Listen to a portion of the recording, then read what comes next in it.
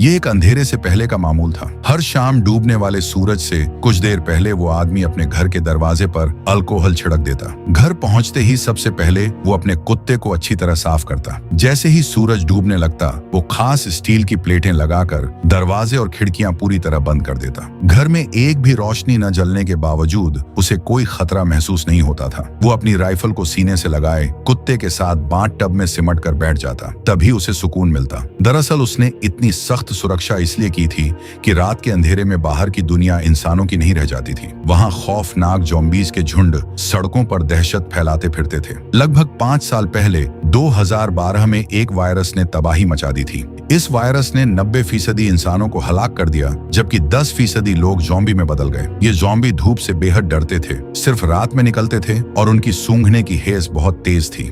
हमारी कहानी का मुख्य किरदार विल उसी वायरस से बचा हुआ था। वो पूरी दुनिया में 1% से भी कम लोगों में से एक था। विल अपनी फोर्ड मस्टैंग गाड़ी तेजी से सुनसान न्यूयॉर्क की सड़कों पर दौड़ा रहा था। वो शहर के बीचों बीच एक हिरण का पीछा कर रहा था। इस दुनिया में जहां अब सिर्फ वो अकेला बचा था, खाना सबसे बड़ी जरूरत बन चुका था। जैसे ही वो शिकार करने वाला था, अचानक एक शेरनी झपट पड़ी और हिरण को घेर लिया। शिकार छिन जाने पर विल ने शेरनी को गोली मारने का सोचा। तभी एक शेर और उसका बच्चा भी बाहर आ गए। तीनों को देखकर विल को अपने मरे हुए परिवार की याद आ गई। वो गोली न चला सका क्योंकि वो जानता था कि शेर प्रकृति का संतुलन कायम रखे हुए हैं। बचे हुए लोगों की तलाश में बाहर निकलने से पहले वो अपने अंडरग्राउंड मेडिकल रूम में गया और चेक किया कि इलाज से म्यूटेंट चूहे में कोई तब्दीली आई है या नहीं। अभी तक कोई खास फर्क नजर नहीं आया था। विल एक माहिर साइंटिस्ट था।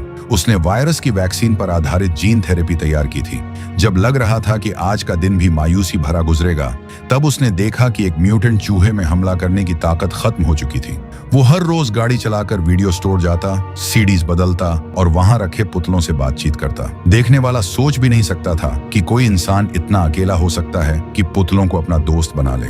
वो अपने दौरे वाले हर मकाम को नक्शे पर निशान लगाता और उन जगहों से खाना और जरूरी सामान जमा करता रहता। बचे हुए लोगों की तलाश में वो हर रोज ठीक दोपहर 12 बजे रेडियो पर कॉल करता और उम्मीद लगाए गाड़ी चलाकर घाट तक पहुंच जाता। लेकिन 3 साल गुजर गए, उसे कभी कोई जवाब न मिला। अकेलेपन को कम करने के लिए विल दोपहर के वक्त इंटरप्राइज एयरक्राफ्ट कैरियर पर जाता और एक हवाई जहाज पर खड़े होकर गोल्फ खेलता। इसी दौरान उसके कुत्ते ने दूर कहीं हलचल देखी।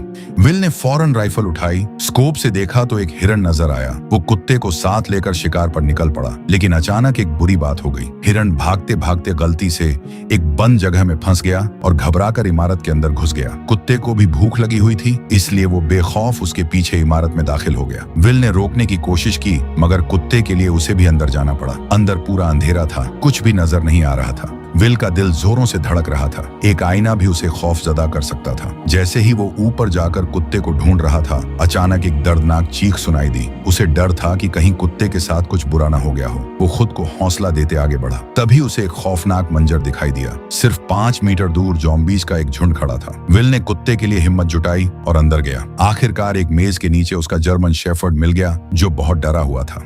जैसे ही वो कुत्ते को पुकारने वाला था, कुत्ते की नजरें विल की पीठ के पीछे जम गईं। विल ने मुड़कर देखा तो एक भयानक मंजर सामने था। वो कुत्ते समेत पागलों की तरह बाहर भागने लगा, मगर ज़ॉम्बीज़ ने उन्हें पकड़ लिया। अच्छी बात यह थी कि विल एक काली खिड़की से बाहर कूद गया। जैसे ही धूप पड़ी, ज़ॉम्बी घायल होकर गिर गया। इस खौफनाक तजुर्बे से विल को ज़ॉम्बीज़ पर तजुर्बा करने का एक नया जगह मिल गया। उसने बाहर एक जाल बिछाया, अपने खून की एक शीशी दरवाजे पर रखी और खुद छिपकर बैठ गया। सिर्फ 2 मिनट 30 सेकंड में एक ज़ॉम्बी जाल में फंस गया। जब जाल सक्रिय हुआ तो एक जिंदा ज़ॉम्बी बाहर खींच लिया गया। तभी एक गुस्से भरी दहाड़ के साथ एक खौफनाक चेहरे वाला ज़ॉम्बी बाहर निकल आया। विल समझ न पाया कि वो इतना गुस्से में क्यों था। घर लौटने के बाद वो ज़ॉम्बी पर तजुर्बात में मसरूफ हो गया।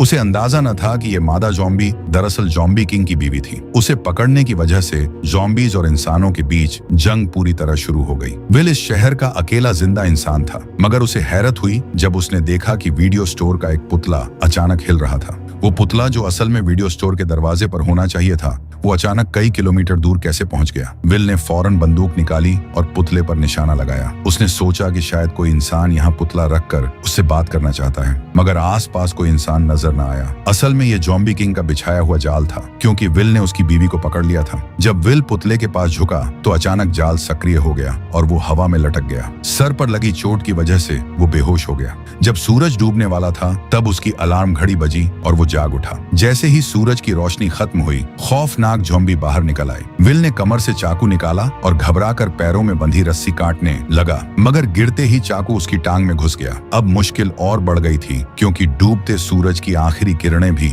गायब हो रही थीं। अगले ही लम्हे विल को कुछ अजीब महसूस हुआ। सामने की अंधेरी इमारत से खौफनाक आवाजें आने लगीं। तभी ज़ॉम्बी किंग सामने आया और उसने 3 खूनखार शिकारी कुत्ते छोड़ दिए। सूरज की बची खुची किरणों की वजह से वो करीब न आ सके, मगर जैसे ही सूरज डूबा, ज़ॉम्बी कुत्ते पागल होकर हमला कर दिए। विल की जान खतरे में थी। उसकी जिंदगी और मौत के बीच सिर्फ एक उम्मीद थी, वो जर्मन शेफर्ड जो उसके साथ इस तन्हाई में साथ निभा रहा था। कार में एक पिस्तौल रखी थी। विल कार की तरफ रेंगने लगा। जैसे जैसे सूरज की आखिरी किरणें गायब हुईं, शिकारी कुत्तों का हमला तेज हो गया। अब उसके पास वक्त बहुत कम था। दर्द बर्दाश्त करते हुए वो उठा और पंजों के बल आगे बढ़ा, मगर कुछ कदम चलने के बाद वो दोबारा गिर पड़ा। ठीक उसी वक्त खूनखार ज़ॉम्बी कुत्ते उस पर टूट पड़े। विल ने अपनी बंदूक की गोलियों से उनके हमले रोके, मगर एक कुत्ता उस पर झपट आया। उसके तेज दांत विल के गाल को चीरने ही वाले थे कि जर्मन शेफर्ड वक्त पर आकर उसे बचा लिया।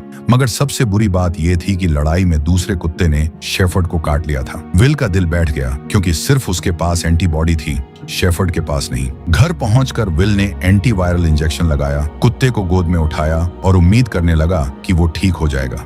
वो मुस्कुराते हुए खुद को तसल्ली दे रहा था। तभी कुत्ते के जिस्म से बाल झड़ने लगे। जब उसने कुत्ते की पलकें उठाईं तो आंखों के कोनों में बीमारी के आसार नजर आने लगे। विल का दिल टूट गया। हकीकत ने उसे एक दर्दनाक फैसला लेने पर मजबूर कर दिया। न चाहते हुए भी विल ने अपनी मजबूत हथेलियों से अपने प्यारे साथी का गला घोंट दिया। वो पूरी तरह टूट चुका था। उसी वक्त उसे एक अजीब बात का एहसास हुआ कि वायरस से प्रभावित इंसान जब ज़ॉम्बी बन जाता है तो उसमें दिमाग नहीं होता, फिर भी वो इंसानों जैसा जाल कैसे बिछा सकते थे। जब उसने बगल की सीट पर देखा और सिम का कोई निशान न मिला तो विल अब और बर्दाश्त न कर सका। उसी रात वो अपनी कार लेकर बंदरगाह की तरफ दौड़ पड़ा और बिना सोचे समझे ज़ॉम्बीज पर हमला शुरू कर दिया। कार में होने की वजह से ज़ॉम्बी उसका कुछ न बिगाड़ सके, मगर वो लगातार आते जा रहे थे। उन्होंने कार को घेर लिया और शीशे तोड़ने लगे। कुछ ज़ॉम्बी लैंप पर चढ़ गए और कार पर गिरा दिए। विल कार में फंस गया। भीड़ उसकी तरफ बढ़ रही थी तो वो जल्दी से बाहर निकलने की कोशिश करने लगा। तभी और ज़ॉम्बी वहां पहुंच गए। ज़ॉम्बी किंग ने हमला करने का हुक्म दिया। विल कुछ कर पाता उससे पहले ही टक्कर से कार किनारे पर पलट गई। राक्षस विल के सामने आ गया। वो बिल्कुल जाल में फंसे हिरण की तरह था। मौत पल पल करीब आ रही थी, मगर अचानक एक तेज रोशनी दिखाई दी, जैसे कोई इंसान उसकी तरफ आ रहा हो। विल अब और बर्दाश्त न कर सका और बेहोश हो गया। जब वो जागा तो अपने घर में लेटा हुआ था और उसकी टांग पर पट्टी बंधी थी। उसके पास एक औरत बच्चे के साथ खड़ी थी। 3 साल बाद किसी इंसान को देखकर विल को समझ न आया कि उससे कैसे बात की जाए। औरत ने अपना तारुफ कराया। एना ने बताया कि उसने रेडियो पर विल की आवाज सुनी थी। वो बच्चे को लेकर न्यूयॉर्क आ गई और पूरा दिन इंतजार करती रही, मगर विल ना आया। वो वर्मोंट जाने का सोच रही थी, जहां इंसानों के लिए महफूज जगह थी। ये सुनकर विल के चेहरे पर गुस्सा आ गया। उसने एना को बताया कि कहीं भी महफूज जगह नहीं है, पूरा अमेरिका तबाह हो चुका है। एना बहस करना चाहती थी, मगर विल उन पर चला पड़ा। वो हमेशा मानता था कि वो जमीन पर अकेला जिंदा बचा है, जिसकी वजह से उस पर गंभीर मानसिक दबाव था। मायूसी में विल पूरी तरह साइंस और लॉजिक पर निर्भर हो चुका था और वायरस का इलाज ढूंढने में लगा रहा था। उसकी सारी जिंदगी और उम्मीदें उसी एक मकसद पर टिकी थी, मगर एना की आमद ने उसकी सोच बदल दी। उसने बताया कि कहीं और भी बचे हुए लोग हैं। विल अपने कमरे में देर तक सोचता रहा। आखिरकार उसने हकीकत कबूल की और बाहर निकल आया। एना ने विल को समझाया कि वो उसके साथ क्वारंटाइन जोन चले, मगर विल ने साफ इनकार कर दिया। वो यहाँ से बिल्कुल नहीं जाएगा। बाद में एना विल की लैब में पहुंची। जब उसने बर्फ में लेटी ज़ॉम्बी औरत को देखा तो वो हैरान रह गई और पूछा कि क्या विल सच में उसे ठीक कर सकता है। उसने दीवार पर सैकड़ों ज़ॉम्बीज की तस्वीरें देखी जो विल ने वैक्सीन बनाने के लिए इस्तेमाल की थी। जैसे ही सूरज की किरणें गायब होने लगी, विल ने फौरन सब दरवाजे और खिड़कियां बंद कर दी। एना ने फिर उसे क्वारंटाइन जोन जाने की कोशिश की, मगर उससे पहले ही बाहर से जोरदार हलचल सुनाई दी। जब विल ने छोटी खिड़की खोली तो देखा कि ज़ॉम्बीज की एक बड़ी भीड़ घर की तरफ बढ़ रही थी। विल हैरान था क्योंकि उसने अपना ठिकाना हमेशा छिपाने की पूरी कोशिश की थी, मगर एना ने एहतियात न बरती थी। अब इल्जाम लगाने का वक्त नहीं था। विल ने फौरन तेज लाइट्स जला दी, मगर ज़ॉम्बी इस बार रोशनी से नहीं डरे। उन्होंने स्ट्रीट लाइट्स तबाह कर दी और तेजी से आगे बढ़े। विल ने दूसरी सुरक्षा तदाबीर शुरू की और एक ही बार में आसपास के सब बम सक्रिय कर दिए। धमाकों से बहुत से ज़ॉम्बी मारे गए, मगर जब विल ने एना को पुकारा तो कोई जवाब न मिला। वो ऊपर गया तो एक ज़ॉम्बी ने उस पर हमला कर दिया। विल ने उसे पकड़कर मेज पर फेंक दिया।